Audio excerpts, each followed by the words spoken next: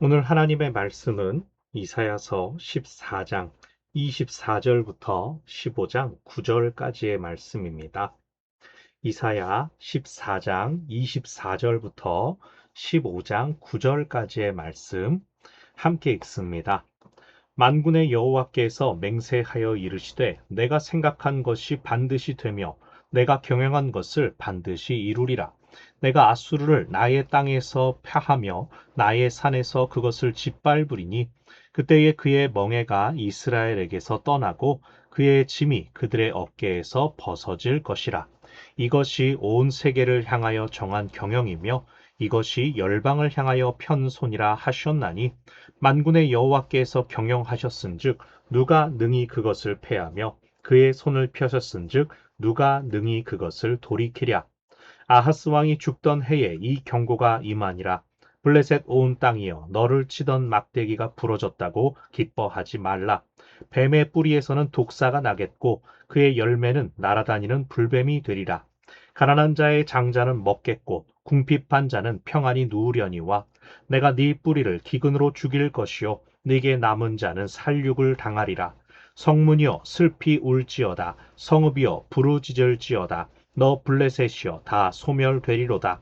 대저 연기가 북방에서 오는데 그 대열에서 벗어난 자가 없느니라.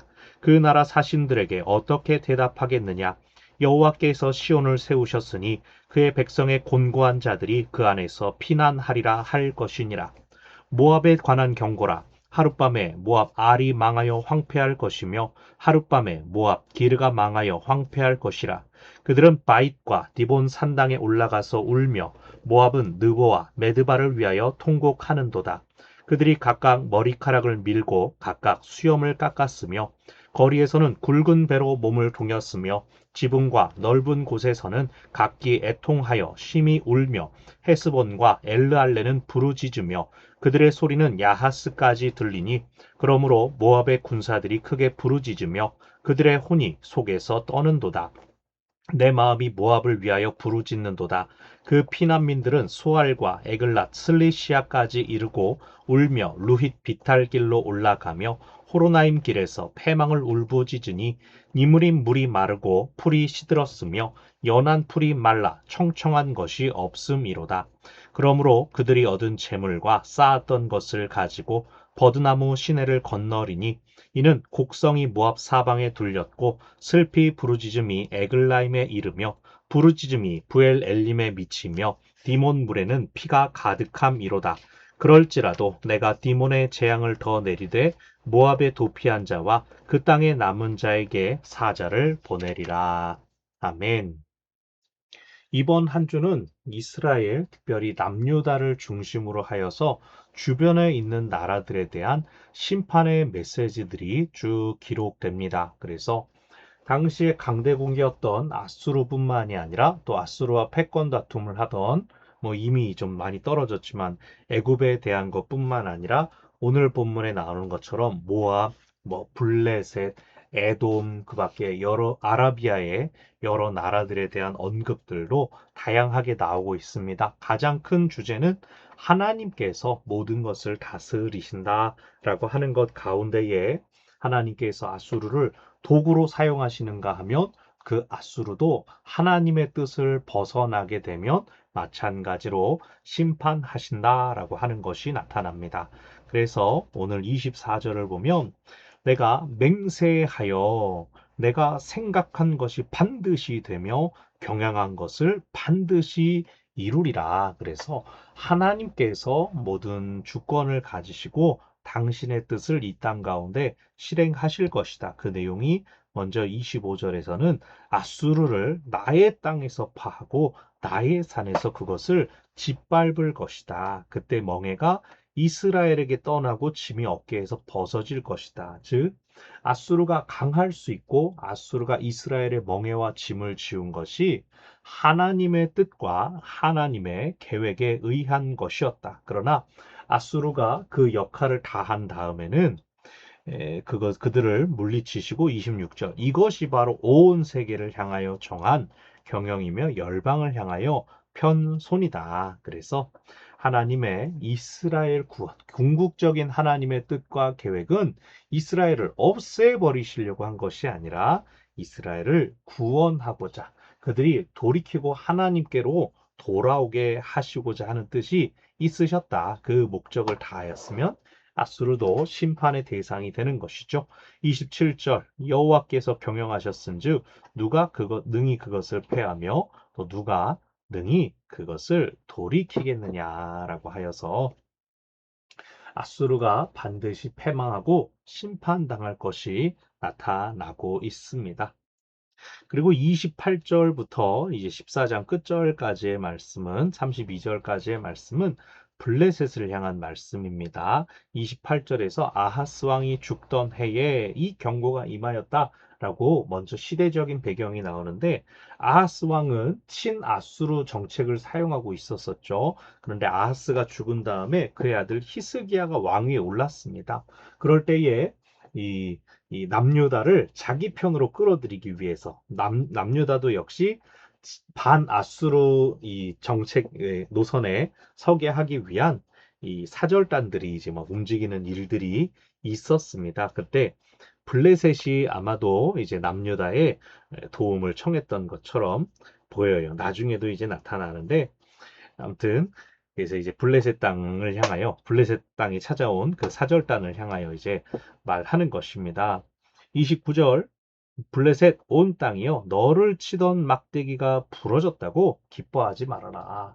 아수르가 하나님께 심판당하고 또 경고를 듣는다고 해서 너는 기뻐하지 말아라. 그러면서 그 뒤에 뱀의 뿌리로부터 독사가 나오고 또 그 열매는 불뱀이 될 것이다 라고 하여서 지금 뱀이 독사가 되고 독사가 불뱀이 되는 세상의 권력자, 힘이 세고 강하던 그 자가 끝난다고 해서 사라졌다고 해서 고난이 그치는 것이 아니라 더 악한 것들이 찾아오게 될 것이다.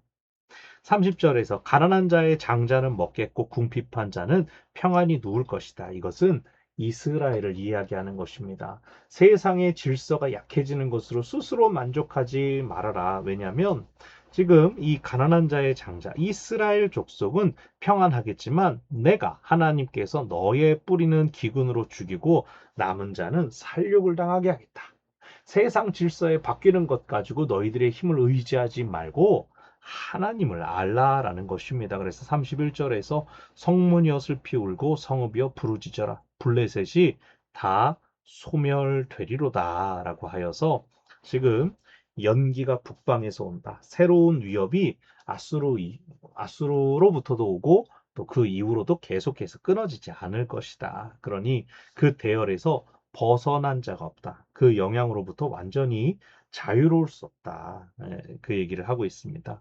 32절 여호와께서 시온을 세우셨다. 오히려 너네가 이렇게 너네 편으로 끌어들여서 너희의 힘을 강화하려고 하지 말고 하나님 편에 서라. 유다는 이스라엘 족속은 하나님께서 친히 보호하실 것이니 너네 편으로 얘들을 끌어들이지 말고 네가 이쪽 편으로 와야 목숨을 부지할 것이다. 라고 하는 블레셋을 향한 메시지였습니다. 15장은 이제 모압에 대한 메시지가 길게 이어집니다. 아무래도 붙어 있었고 과거의 형제 나라였고 했으니까 분량이 많은 것 같아요. 오늘 본문에도 9절이 있지만 또 내일 본문까지도 이어집니다. 1절, 15장 1절 모압에 대한 경고다라고 하면서 하룻밤에 모압 알이 망하고 황폐하고 하룻밤에 모압 기르가 망하여 황폐할 것이다. 여기 알과 기르는 모압 지방의 남쪽에 속해 있는 지방이라고 합니다. 그런데 그들이 하룻밤에 망하게 될 것이다. 아수르로 위시되는 대적이 그 남쪽까지 치고 내려와서 갑작스럽게 그들이 망하고 황폐할 것이라는 겁니다. 그랬을 때에 그들이 할 수 있는 것은 성을 지키고 보호할 수 있는 것은 이미 지나가 버린 겁니다. 망해서 황폐해져 버렸으니까. 그때서야 할 수 있는 것은 2절에서 산당에 올라가 우는 것입니다. 느보와 메드바는 이제 지역 성읍들을 의미를 하죠. 그때서야 울면서 머리 밀고 수염 깎고 이제 애통할 때 장례 치를 때의 모습들. 예, 그럴 때 3절에도 뭐 굵은 배로 몸을 동이고 애통하고 우는 모습 4절에서 부르짖고 뭐 소리들이 막 크게 울립니다. 그랬을 때 야, 우리가 복수하자 다시 싸우자 하는 것이 아니라 모압의 군사들이 부르짖으며 그들의 혼이 속에서 떠는도다라고 하는 것을 보여줍니다. 결국 그들은 자기들이 어떻게 하면 세상에서 블레셋과 비슷한 말씀합니다. 하나님은 온 열방을 향해 비슷한 말씀합니다. 너희들이 힘을 믿고 너희들의 재물과 군대, 권력 이 모든 것들을 자랑하였지만 다 소용없다라고 하는 것을 보여줍니다. 오히려 이 선지자가 보기에도 5절 내 마음이 모압을 위하여 부르짖는도다라고 하여서 선지자까지도 야 어떡하냐 어떡하냐라고 하는 마음이 들 정도라는 거죠. 5절 이어지는 모습도 피난민들이 쭉 울면서 계속 패망을 울부짖는다. 6절 니므림 물이 마르고 풀이 시들고 풀이 말라서 청초한 것이 없어졌다. 전쟁으로 인하여 완전히 황폐화된 모습을 보여주는 겁니다. 7절 자기들이 얻은 재물 쌓았던 것 가지고 이제 도망갑니다. 피난 갑니다. 8절 곡성이 둘렸고 슬피 부르짖음이 이르렀으며 부르짖음이 미치며 9절 디몬 물에는 피가 가득하다. 그런데 하나님께서는 그럴지라도 더 재앙을 내릴 것이다. 모압으로 피난한 자들 또 그 땅에 남아있는 자들에게 여전히 사자를 보내서 그들을 철저하게 심판하실 것이다. 그래서 유다를 둘러싸고 위협을 가했던 나라들 역시 하나님의 심판에서 자유롭지 못하다. 아수르만 막 혼내고 그러는 게 아니라 하나님이 다 보고 계셨으니 이제 다 혼내실 것이다 라고 말씀하시는 것이 오늘 내용입니다. 두 가지를 기억합시다. 첫 번째로 쓰임을 다한 도구는 판단의 대상이 되는 것을 기억하시기를 바랍니다. 아수르가 온 열방을 심판하는 도구로 쓰임 받았습니다. 그러나 우리가 앞에서도 이미 여러 번 살폈던 것처럼 그의 교만에 대하여 하나님께서 이번에는 아수르를 벌하신다는 것이죠.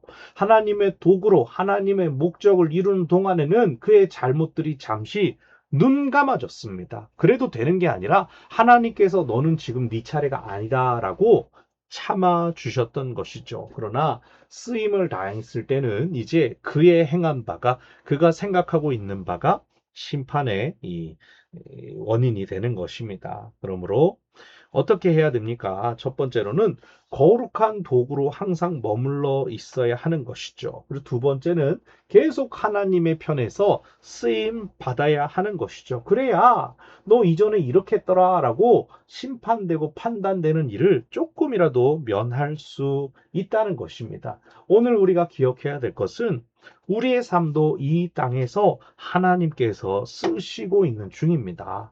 누군가에게 뭐 아수르처럼 뭐 처부수고 포로로 잡고 이런 방식은 아닐지라도 하나님께서는 우리가 하나님의 쓰임에 맞게 머물러 있는 동안에는 우리의 약함과 실수를 참아 주시기도 한다는 것을 기억하고 내 스스로 은퇴하고 나 이제 다 했다라고 내가 결정하는 게 아닙니다. 그랬을 때 너 다 끝났니? 그럼 내가 계산해 볼까? 내가 판단해 볼까? 하나님께서 그러실 수 있다는 걸 기억해야 돼요. 공의의 하나님께서는 우리의 잘잘못도 다 보고 계시거든요. 우리가 며칠 후에 또 그런 말씀을 보게 될 것입니다. 그러므로 사랑하는 여러분, 하나님께 합당한 도구로 사시기를 바랍니다. 거룩한 목적을 이루어가며 하나님의 뜻에 합당한 일들을 이루어 나가는 우리 모두가 되기를 바랍니다. 두 번째로 기억할 것은 오직 하나님만 의지하는 우리 모두가 되기를 바랍니다. 모압이 도망가면서 재물 가지고 쌓았던 걸 가지고 도망갑니다. 그것들이 자기를 구원해 주지 못하기 때문입니다. 도망가다가 그것이 무거운 짐이 되면 어떻게 하겠습니까? 목숨을 건져야 되니 또 버리고 가겠죠. 재물이나 혹은 힘이 블레셋이 유다를 꼬드겨서 우리 같은 편 먹읍시다 라고 하려고 했지만 그것이 그를 구원할 수가 없다는 것입니다. 오직 하나님께서 생사여탈권을 가지고 계십니다. 그러므로 누군가를 의지해서 누군가와 편붙어서 힘을 모아서 재물을 모아서 그렇게가 아니라 각 사람이 하나님께 대한 믿음을 가지고 있는 것으로 하나님께서 각 사람을 평가하시고 판단하십니다. 그러니 우리의 눈이 주변을 본다든가 내게 누구 도움을 줄 만한 사람에게 손을 내미는 것이 아니라 내가 쌓은 것들을 내 손으로 움켜쥐고 있는 것이 아니라 눈을 들어 하늘을 보고 손을 펴서 하나님께 올려드리기를 바랍니다. 하나님께서 당신을 향한 우리의 간절함과 기도와 열망을 보시고 우리를 불쌍히 여기사 우리를 도우시고 우리를 살려주실 것입니다. 오늘의 말씀을 기억하며 하나님과 동행하는 우리 모두가 되기를 바랍니다. 아멘.